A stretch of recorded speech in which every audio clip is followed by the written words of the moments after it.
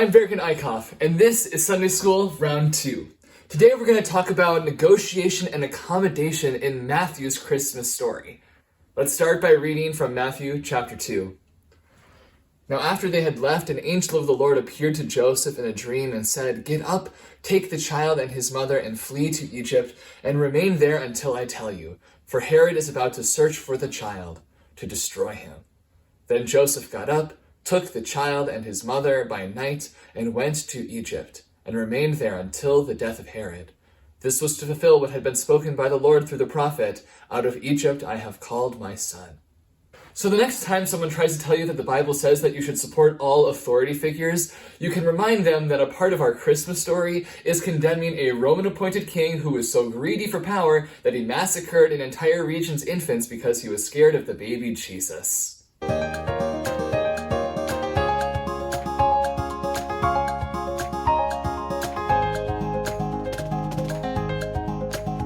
For this video, we'll be drawing on the work of Warren Carter and his article, "Matthew Negotiates the Roman Empire." The concept we're focusing on today is the contrast between negotiation and accommodation, and let's start with the latter. Accommodation is a common response to colonization where powerful members of the colonized groups agree to help the empire maintain control and extract what they desire from the conquered land or population in exchange for greater privileges. It's a way that the privileged of the colonized can survive empire by making compromises with empire. A popular example might be the Pharisees and the chief priests in Jesus Christ Superstar, who decide to sacrifice Jesus for the sake of maintaining order so that everyone isn't killed by Roman soldiers. Although this is a kind of, it's a very anti-Semitic portrayal, since the Pharisees and the priests were actually trying to resist Rome in their own way, but it gives us a cultural touchstone for the idea of accommodation. And the alternative to accommodation in Matthew is negotiation. While accommodation accepts empire in exchange for privilege, negotiation is about surviving the empire while maintaining your integrity. It's a way of navigating the systems of empire in order to pass or avoid seeming like a threat while still holding on to your culture, your faith, and your identity to keep the empire from conquering your mind and your soul. The overall narrative of negotiation in the Gospel of Matthew is the creation of an alternative society focused on living out Jesus' teachings, pretty much like in Godspell, the superior gospel-themed musical of the 1970s. And today we're going to see how the opening 2 chapters of Matthew establish the stakes between accommodating the empire for power and privilege and negotiating survival under the empire to maintain your total trust in God for deliverance. So negotiation begins with the genealogy in Matthew chapter 1. It might look like a boring list of names, and that's because it is a boring list of names, but there are still some crucial things to note. First, we can see our good friend ancient lineage in Matthew's determination to trace Jesus' ancestry both to Abraham and David. So right away, Matthew promises that Jesus is someone of significance. It's not necessarily rebellious to proclaim him as your king because he is the literal fulfillment of the imperial monarchy of Israel.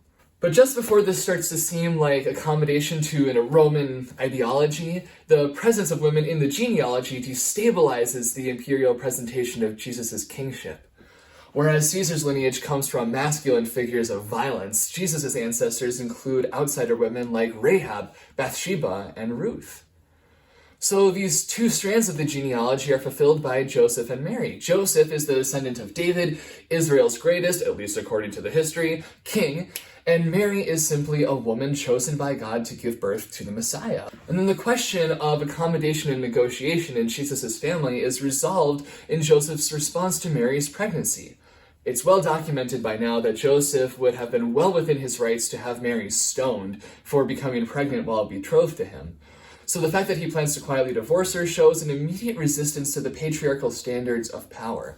And when the angel comes to Joseph to explain that Mary's child is the Spirit-born Messiah, Joseph agrees to obey God's commandments and defies patriarchal expectations by taking a pregnant woman as his wife.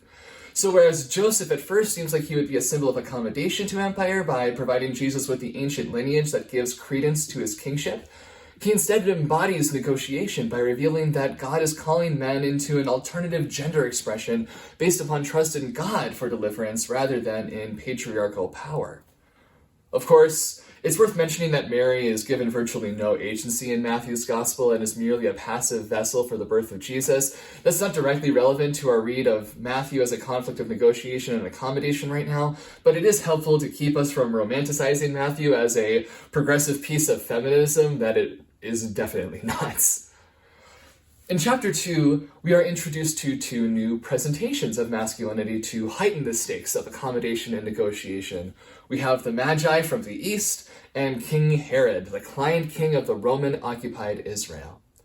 Herod is the face of Rome in Matthew's Nativity. He is of Judean origins, Judea being the Greco-Roman term for the province of Israel.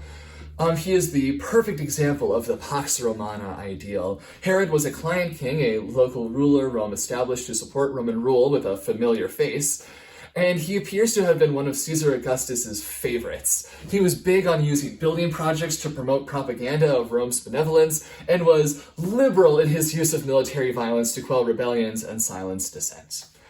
And of course, by promoting Roman rule and keeping the peace through law and order, he lined his pockets with money and riches from Rome. So he is the exemplar of an accommodationist. He embraces Roman rule because it gives him enough privilege, even though it means sacrificing the well-being of his own people and accepting his subordination to Rome.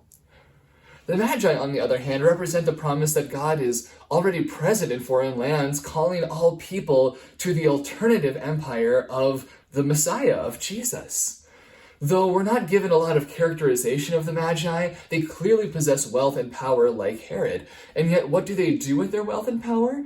They trust in God's direction made known through a symbolic star and have come to pay homage to the true King of the Jews. You might recall from the Mark video that the Magi are fulfilling the role of the prophetic promise, the trope of Roman imperial theology where a prominent figure of a foreign land reveals that their people have prophesied the arrival of a Roman savior who will bring justice and order to their lands. This trope was, of course, used to justify Roman conquest of these lands. So the presence of the Magi coming to pay homage to Jesus emphasizes that all people are justified in worshiping Jesus, since his alternative society is meant to spread over all the earth. So the Magi are figures of negotiation. On one hand, they present the prophetic promise to justify Jesus as a rightful king, someone worthy of being worshipped within the theological standards of the Roman Empire. But there's nothing threatening about the Magi. They don't suggest that Jesus supplants Rome's claim to the world, but that Jesus has a claim to people's faith as well. Yet there's also something subversive about the Magi's mode of practicing faith in God. Like Joseph, they are nonviolent, and they come to pay respect to Jesus' kingship before Jesus has performed any sign of power. Their desire to honor Jesus resists the Roman ideology of who deserves glory. So they are figures of negotiation. One can practice faith in Jesus while surviving Roman rule without compromising your beliefs. But Herod's response to the Magi reveals the dangers of accommodation. Upon learning that there is another king of the Jews, Rome's beloved client king becomes frightened. The arrival of a Messiah should excite all the people of Jerusalem, but Herod instead acts with defensive paranoia by having his scholars look up where the child is to be born and discovers that it is in Bethlehem, the birthplace of David, Israel's greatest king. And after learning from the Magi that the timing and place of the star placed it over Bethlehem, Herod thinks to himself, "Oh crap, this child has both the ancient lineage and the prophetic promise. He's the real deal. He's going to ruin everything we've got going." Herod isn't operating out of ignorance or jealousy. He knows what Jesus represents and is worried about how dangerous Rome might find Jesus. So to preserve his power and privilege, he makes plans to figure out where the child is and to kill him before he can cause any trouble. Matthew makes it clear that those who accommodate empire will always choose Rome over what is right. Then the Magi and Mary and Joseph come together. The Magi follow the star until they arrive in Bethlehem and become overwhelmed with joy when they encounter Jesus. They offer him gold, frankincense, and myrrh without Jesus having done anything to earn such gifts other than be born in the right place, to the right lineage, and being bestowed with divine presence through angelic messages and a guiding star. Not only does glory belong to Jesus outside the Roman religious systems of violence and victory, but so does gold as well. God, glory, and gold. As Warren Carter writes, Through the Gospel of Matthew, the faithful of Jesus are called to practice various forms of nonviolent but active resistance to outside pressures, as well as the mutual support that was well known from Israel's covenantal teachings and other peasant societies. The Magi began this nonviolent resistance by bestowing glory to Jesus in opposition to Caesar and giving gold and resources to the King of the Jews, who is found in a poor Judean family who needs it, rather than to King Herod, who lines his pockets with Roman gold. Gold and glory belong to Jesus, and by extension, to those in the alternative society that Jesus will create. In that way, by sharing gold and glory with one another rather than with the hierarchy of Rome, Jesus' followers might resist Rome without being killed by Rome. By sharing resources with one another, as Jesus will command them to do, Jesus' followers may fulfill Israel's covenant with God, rejecting Rome's claim over them, over their economy, over their faith, over their souls. But they reject Rome indirectly, surviving the empire by practicing their faith while waiting for it to fall. And sure enough, surviving the empire is difficult when accommodationists seek to keep the peace by murdering those who don't conform to Roman rule. When the Magi once again practiced total trust in God by being directed by a dream to go home by another way, Herod responds to this deception by deciding to massacre every child to 2 and under in the Bethlehem region. Matthew shows the true face of all who place their trust in Rome: the use of military force to murder children for the protection of imperial power and privilege. In contrast is Joseph, who leads Mary and Jesus to safety after trusting in the angel of God and fleeing to Egypt. The irony of fleeing from Bethlehem, the origin of Israel's empire, to Egypt, the memory of Israelite slavery, reveals how dangerous accommodation is. But the message conveyed by this contrast is clear. Those who seek to practice faith in God must negotiate rather than accommodate. For if you accommodate empire, you will inevitably have the blood of innocents on your hands.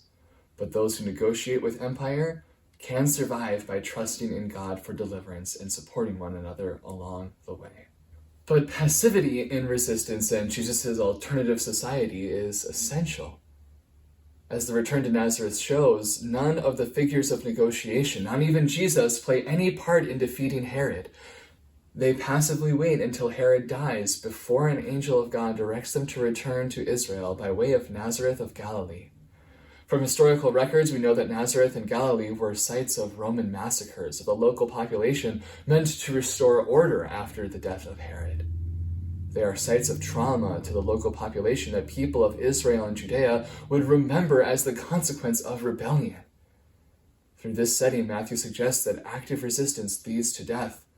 So it is only through total trust in God and mutual support that you can negotiate empire and survive with both your life and faith intact. So through negotiation, the Christmas narrative of Matthew's Gospel sets the stakes for the formation of Jesus' alternative society to come in the following chapters. Rome is clearly evil, and imperial structures lead to violence and death. You, the individual, cannot fight them, and neither does Jesus ask you to, because if you do, you will just become another casualty, as Jesus almost was. But neither are you to accommodate Rome. Herod stands as the symbol for all who think that empire is something to tolerate or even join with, while being able to practice faith in Israel's God. Joining with Rome makes you complicit in the imperial machine of death that keeps the empire in power. Instead, as Carter writes, Matthew's envisioned social order at times imitates the imperial order and requires followers of Jesus to be self-protective as they negotiate the imperial environment. The resistance of Joseph and the Magi is small, smart, and self-protective. Joseph has the protection of ancient lineage, of David's ancestry, but then rejects gender norms of power and autonomy by remaining passive in the face of imperial threats, and follows God's directions to Bethlehem, Egypt, and Nazareth, so that the Messiah who will save people from their sins may be born and survive imperial oppression. The Magi seek to give homage to Jesus as the King of the Jews without directly threatening Herod or Caesar's authority, rather following God's direction through stars and dreams, and they initiate Jesus' alternative society of mutual support by giving glory and gold and godhood, to a baby born under threat of imperial persecution, enabling the family of Jesus to survive while on the run from empire. And Jesus' identity as the Messiah, established through ancient lineage, prophetic promise, and bestowal of divinity, shows the imitation of Roman Empire in the narrative of his birth that could at once make faith in Jesus seem safe to Roman authorities, while also reassuring followers of Jesus that their resistance to the empire through negotiation is part of God's larger work of overcoming the Roman Empire with God's empire. Faithful resistance in Matthew was neither accommodation or rebellion. Staying alive was resistance enough for Jesus' counter-empire to manifest.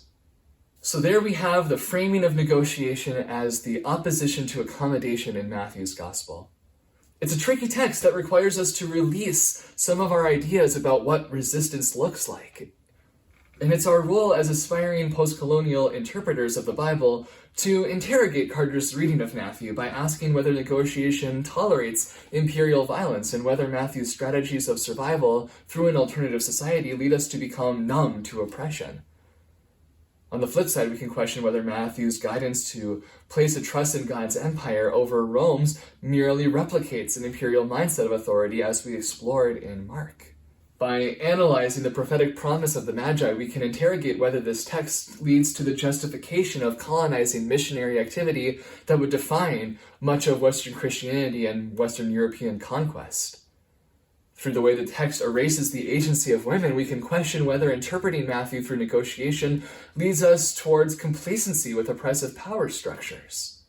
It's our job as determined interpreters to never stop wrestling with biblical texts and constantly challenge our interpretation of our favorite biblical texts. I encourage you to read this text through the lens of Musa W. Dube's categories of God, glory, gold, and gender, as we've begun, to discover how this text uses the tools of empire to show how one can practice faith in God while surviving empire. And then visit some of the most famous passages of Matthew, such as the Sermon on the Mount in chapters 5 through 7 and the Last Judgment in chapter 25, to discover how Matthew suggests that sometimes the best way to faithfully resist the empire of humanity and invite the empire of God is to help one another survive. And by reclaiming these texts as means of surviving the empire while holding on to faith, we can explore where God is calling us to resist the empire of the present, not through violence or accommodation, but by helping each other survive. Thanks for watching. I'll see you next video.